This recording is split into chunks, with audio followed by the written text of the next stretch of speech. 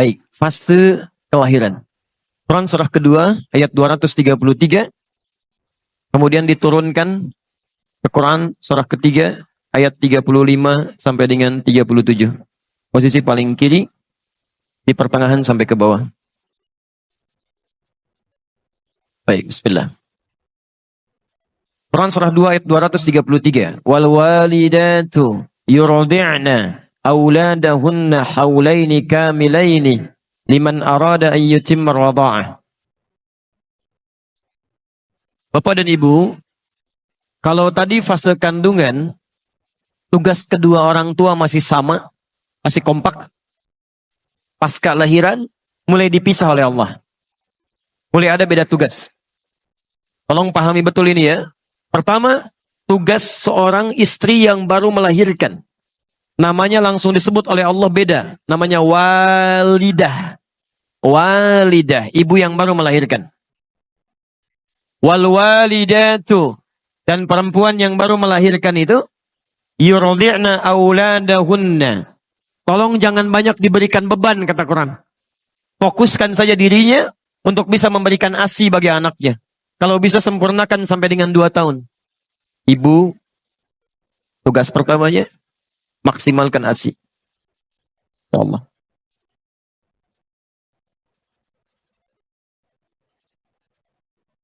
Masya Allah. Anak lahirnya bersih, suci, maka makanan pertamanya pun Allah inginkan makanan yang paling suci. Yang langsung mengalir dari ibundanya. ASI. Ini sudah tidak perlu banyak saya terangkan, banyak buku, banyak bahasan, bagaimana keutamaan ASI bagi seorang anak yang baru dilahirkan sampai usia 2 tahun. Ya, jadi ini sudah ada dalilnya, orang barat banyak mempraktikkan, dan saya baru dapat kabar sebelum ke Jawa Timur, bahwa di Amerika, begitu bayi dilahirkan, itu wajib harus diberikan ASI dulu. Dalilnya kita yang punya. Teman-teman, jadi saya kasih bocoran sedikit ya, ini rahasia di antara kita lah pagi ini. Yang paling banyak mempraktekkan isi Al-Quran dan hadis itu sekarang orang Yahudi, Pak. Orang Yahudi. Dan mereka itu paling yakin dengan Quran dan hadis. Paling yakin. Cuma mereka nggak pernah sebutkan kalau ini dari Quran, ini dari hadis. Saya beri contoh ya. Dari mulai anak-anak itu kecil, sampai dengan dewasanya, anak kecil saja yang dikeluarkan pendidikannya dari hadis. Tinggalkan hal-hal yang tidak berguna. Di tontonan yang tidak bagus dijauhkan dari anak-anak. Hal-hal yang tidak kreatif dijauhkan dari anak-anak. Semacam kayak gadget, kayak macam-macam itu dijauhkan. Yang didekatkan tuh yang bisa menstimulasi otaknya, ya potensi kecerdasannya, dan peluang potensi-potensi kebaikan yang lain. Itu Masya Allah. Itu dimunculkan. Sampai dengan persiapan mau ke hari akhir pun, itu mereka keluarkan hadisnya. Nabi pernah menyampaikan, tanda-tanda akhir zaman, diantara puncaknya akan terjadi peperangan besar. Ya, akan terjadi peperangan besar. Di mana saat kemudian terjadi pertempuran, banyak pohon-pohon yang melindungi orang Yahudi. Disebut dengan pohon korkod. Nanti ada yang mengatakan di sini Yahudi bersembunyi. Cepat, temukan dia. Anda tahu apa yang terjadi? Sampai dengan hari ini, banyak orang Yahudi menanam pohon-pohon yang disebutkan di hadis tadi. Ya, orang Yahudi aja yakin dengan hadis, kemudian diamalkan. Kita yang mendapatkan anugerah Nabi, ya kenapa kita praktekkan? Ini poinnya. Maka pertama kata Al-Quran, jika sudah kemudian bayi dilahirkan, maka maksimalkan untuk memberikan ASI. Dan hebatnya, ini yang paling penting. Mohon izin ya, kalau ini mungkin bahasanya kurang menyenangkan, tapi ini yang disebutkan Quran. Wa 'alal mauludi lahu rizquhunna wa kiswatuhunna. Sedangkan bagi ayah yang baru mendapatkan karunia anak ini, jangan ganggu ibunya. Supaya tidak banyak memiliki perasaan-perasaan, terganggu emosionalnya, sehingga kualitas ASI yang mengalir kepada anaknya tidak baik. Maka biarkan dia konsentrasi dengan memberikan ASI-nya, maka suami memberikan fasilitas-fasilitas kebaikannya. Masya Allah. Rizquhunna, kebutuhan makannya. Kalau bisa suami yang suapi gitu kan, Masya Allah hadir di sampingnya. Kan secara psikologis begini, perempuan yang baru melahirkan itu kan setengah rasa sakitnya, itu akan hilang saat melihat bayinya. Sakit luar biasa, begitu bayi didekatkan kepadanya, itu setengah sakitnya hilang. Setengahnya lagi, ketika suaminya hadir di sampingnya. Dia yang membelainya, dia yang berikan makanannya, dia yang siapkan pakaiannya, Dia yang sampaikan kalimat-kalimat indahnya. Masya Allah, ma. Bayinya sudah lahir tuh. Masya Allah. Hidungnya mirip kamu nih. La haula wala quwata illa. Tapi kok matanya mirip tetangga kita ya? Itu agak repot ya. Yang lain. Baik. Lihat stepnya. Lihat stepnya. Jadi lahir. Di dalam kandungan sudah punya pendidikan.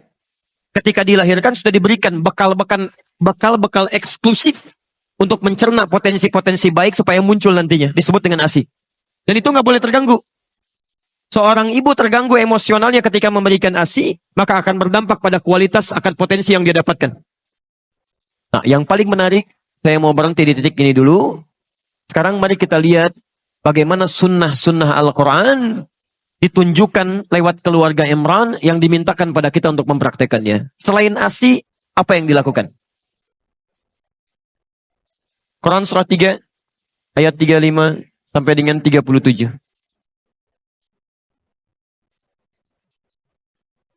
Barangkali kebanyakan anak-anak kita ada di fase ini nantinya. Baik. Ayat 35, itu yang tadi sudah saya ulas. إذ قالت امرأة عمران رب إني نذرت لك ما في بطني محررا فتقبل مني إنك سميع الدعاء. Ya Allah, saya bernazar anak yang saya kandung ini menjadi anak yang soleh dekat denganmu ya Allah. Saya mohon jadikan dia anak yang dekat denganmu. Jadi mohon izin Bapak dan Ibu sekalian, sekali lagi, setiap anak yang dikandung mohonkan kepada Allah. Dan bagian keduanya di ayat ini, tolong spesifik minta, anak ini mau direncanakan jadi apa? Jadi Anda harus punya planning. Misal, anak pertama itu jadi penghafal Quran. Masya Allah. Anak kedua, tafsirnya. Masya Allah. Anak ketiga, hadisnya misalnya. Anak keempat, fikihnya. Wah, ini kalau dikabulkan oleh Allah Subhanahu wa Ta'ala indah sekali. Begitu punya persoalan, nah, anak pertama apa ayatnya? Ini Abi, Masya Allah. Adek hadisnya apa? Ini Abi, Masya Allah. Tafsirnya apa kakak? Ini Abi, Masya Allah. Hukum fikihnya apa? Ini Abi. La haula wala quwata illa billah. Namira pokoknya kosong nggak ada pengajian. Habis nih. Ini indah. Yang Anda mulai rencanakan. Nah, sekarang ayat 36-nya. Selain sunnah yang ini, teruskan. Falamma wada'atha. Tatkala bayinya dilahirkan, qalat rabbi inni wada'tuha untha. Kemudian orang tua mulai berdoa lagi kepada Allah Subhanahu wa Ta'ala setelah menerima tentang kelahiran ini, baik laki-laki atau perempuan. Hannah pernah berkata, ya Allah, yang lahir perempuan ya. Dijawab oleh Allah, wallahu a'lamu bima wada'at wa laysa dzakaru kal untha. Allah lebih paham tentang yang dilahirkan untuk kemaslahatan kamu. Perempuan pun punya keistimewaan yang tidak dimiliki oleh laki-laki. Jadi ini adab, kalau sudah dilahirkan terima. Baik laki-laki atau perempuan, itu yang terbaik. Jangan mengeluh. Jelas ya? Baik. Apa yang dilakukan? Kemudian, wa inni sammaituha Maryam. Selanjutnya, mulai beri nama dengan nama yang terbaik.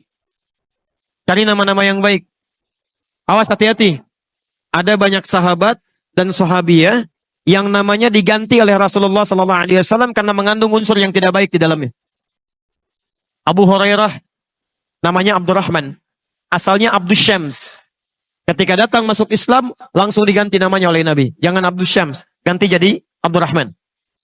Baik. Ada perempuan namanya Su'ah, si jelek.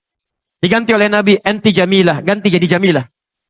Dicari nama-nama yang terbaik di situ. Ya. Dan hati-hati, jangan sampai ada nama anak-anak misalnya, bahkan ketika diberikan nama tanpa disadari, itu nama-nama yang tidak disukai oleh Allah Subhanahu wa Ta'ala.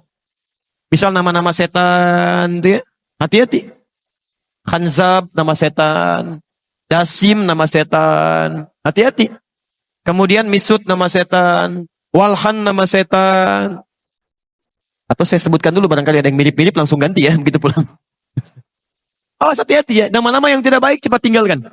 Berikan nama yang terbaik di sini. Dan ini yang paling penting. Ingat, nama itu bagian dari doa bagi yang bersangkutan. Jangan bercanda dengan nama, kasihan. Saya lihat KTP beberapa orang Indonesia pernah menerima di media sosial, itu Masya Allah. Ada yang namanya karena bapaknya senang lawakan, anaknya dinamakan Warkop DKI gitu kan.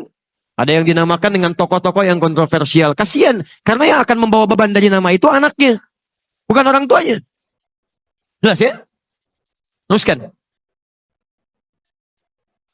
Berikan nama. Ini. Kasih nama. Wa inni u'idzuha bika wa dzurriyyataha minasyaitonir rajim. Ini yang jarang dilakukan. Sejak anak dilahirkan, langsung bermohon kepada Allah Subhanahu wa taala agar dia dijauhkan dari setan. Ada setan khusus yang menggoda anak dari mulai lahir. Namanya Ummu Sibyan.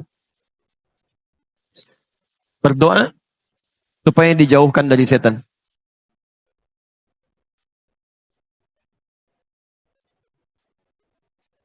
Dan Maryam termasuk manusia yang dijaga oleh Allah Subhanahu wa taala dari lahir sampai meninggal dari godaan setan. Bukan gak digoda setan, ketika setan akan menggoda diberi hijab oleh Allah. Tidak sampai kepada Maryam. Ini berkat doa kedua orang tuanya. Lanjutkan. Ayat 37-nya. Tadi Maryam punya nazar. Anaknya supaya dekat dengan Allah Subhanahu wa taala.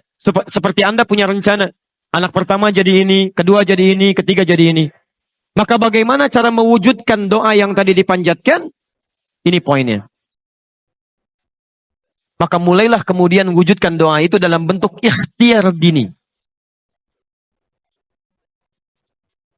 Teruskan. Lahir. Satu, fokus untuk berikan ASI. Kedua, beri nama yang baik, yang menunjukkan harapan. Yang ketiga, berlindung kepada Allah, mohonkan berlindung dari setan dan keburukan. Nah, ini yang keempat.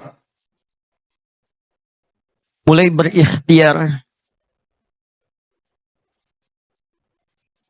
menyiapkan perangkat dari doa yang dimohonkan. Lihat ayat 37-nya. Imran dengan Hannah, bukan nabi, bukan rasul, bernazar kepada Allah supaya anaknya menjadi anak yang salihah, dekat dengan Allah Subhanahu wa taala. Bukan cuma doa. Setelah berdoa kepada Allah, maka beliau berikhtiar. Dicari guru terbaik yang bisa membimbing anaknya dekat dengan Allah. Maka dipilihkanlah guru terbaik di zamannya Nabi Zakaria. Dipilih guru. Tidak hanya guru. Ditempatkan di tempat terbaik yang mendekatkan dengan Allah Subhanahu wa taala, dibuatkan mihrab. Perhatikan. Doa ada, ikhtiar ada, dipilihkan gurunya, ada tempatnya. Ketika semua ini sudah disiapkan, apa yang terjadi? Turunlah jawaban langsung dari Allah Subhanahu wa taala. Ayat 37-nya. Fataqabbalaha rabbuha biqabulin hasanin wa ambataha nabatan hasana. Ketika semua diikhtiarkan dengan semua ini, maka turun jawaban dari Allah. Saya terima, kata Allah, semua ikhtiar ini. Kalau Allah sudah terima semua ikhtiar orang tua, maka Allah langsung yang akan memperhatikan anak yang dimaksudkan. Dari mulai tumbuhnya sampai dengan meninggalnya. Saya mau tanya kepada Anda ya. Anda orang tua, alhamdulillah, ibunya mengandung 9 bulan lebih. Kemudian dilahirkan, Anda bekerja keras, dirawat di rumah. Saat dia mulai sekolah, apakah Anda bisa memastikan kalau anak Anda bisa menyentuh makanan yang baik? Bertemu dengan teman yang baik? Mendapatkan perawatan yang baik? Belum tentu. Kita punya keterbatasan. Bahkan anak pulang ke rumah masih bisa menyentuh sesuatu yang salah. Di sini mungkin belum pernah terjadi, Pak. Tapi pernah terjadi kasus di Jakarta. Ini orang tua, Muslim yang taat, baik. Anaknya TK-nya Islam, SD-nya Islam, SMP-nya Islam, SMA-nya Islam. Ini kisah nyata. Perempuan. Dikira sudah kuat modalnya, kemudian masuk ke universitas yang kurang bagus dari sisi akidahnya. Walaupun favorit dari sisi keilmuan umumnya. Sudah masuk ke kampusnya, 2 pekan tidak pulang ke rumah, Pak. Begitu pulang ke rumah, dibuka hijabnya, minta izin pindah agama. Terjadi. Kita nggak bisa pastikan. Jadi yang terbaik adalah memohon kepada Allah, titipkan kepada Allah. Kalau Anda menitipkan anak Anda kepada Allah Subhanahu wa taala, maka dimanapun dia berada, Allah yang akan merawatnya. Allah akan palingkan dari rezeki yang tidak baik. Allah palingkan dari teman-teman yang tidak baik. Allah akan jaga itu. Seperti Nabi Yakub menitipkan Yusuf kepada Allah Subhanahu wa taala. Seperti Imran menitipkan putrinya kepada Allah Subhanahu wa taala. Apa yang terjadi? Maaf, jangankan teman-temannya, rizkinya pun Allah yang berikan. Fakaffalaha Zakaria, kullama dakhala 'alaiha Zakaria al-mihrab, wajada 'indaha rizqa. Ini mihrab, kuncinya yang pegang Nabi Zakaria. Yang memberikan segala kebutuhannya, pakaiannya, makanannya, segalanya, yang nyimpan Nabi Zakaria. Tapi kata Al-Quran, setiap kali mau menyampaikan kebutuhannya masuk ke dalam mihrab, sudah ada di dalamnya. Ketika Anda menitipkan anak Anda kepada Allah, maka Allah yang akan berkenan memberikan segala kebutuhannya. Kalau ada yang haram, akan dipalingkan, masuk yang halal. Dengan cara apapun. Sampai heran, kalau musim anggur ada anggur, wajar. Ini bukan musim anggur, ada anggur. Qala ya Maryam wa anna laki hadha. Maryam, dari mana semua ini? Qalat huwa min indillah. Ketika anak didekatkan dengan Allah Subhanahu wa taala, maka yang meluncur dari lisannya, yang dilihat oleh matanya, yang didengar oleh telinganya sampai ke ujung kakinya, itu lillah. Karena Allah Subhanahu wa taala. Maka mulai hari ini silakan Anda boleh punya cita-cita. Siapkan sampai dilahirkan, tapi mohon cari guru yang baik. Coba saat ke sekolah tuh disurvei dulu. Kepala sekolahnya siapa? Guru-gurunya bagaimana? Pada rajin sholat apa tidak? Senang tilawah Quran atau tidak? Security-nya seperti apa? Lingkungan sekitarnya bagaimana? Ini modalnya. Maka apa yang terjadi? Saya tutup dulu sebentar. Segmen yang pertama ini, perhatikan.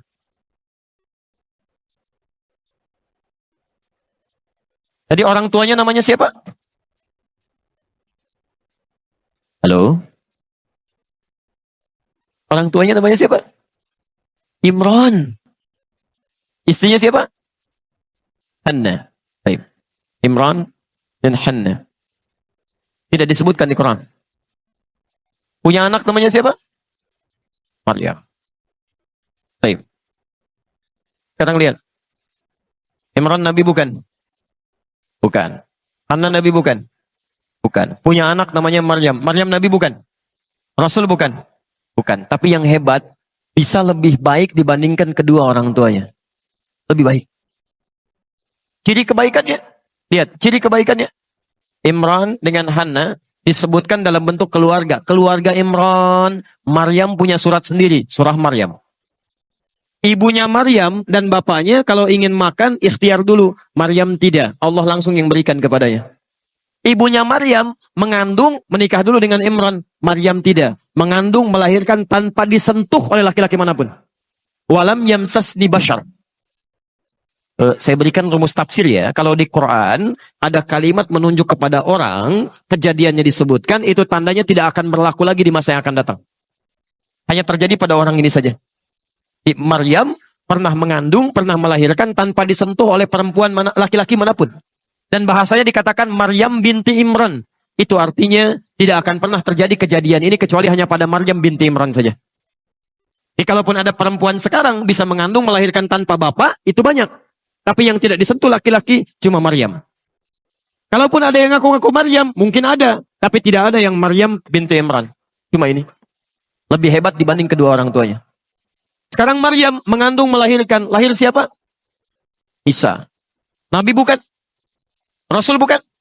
Rasul. Lebih baik dibandingkan dengan ibu dan kakeknya. Ketika generasinya dilahirkan, itu selalu lebih baik daripada sebelumnya.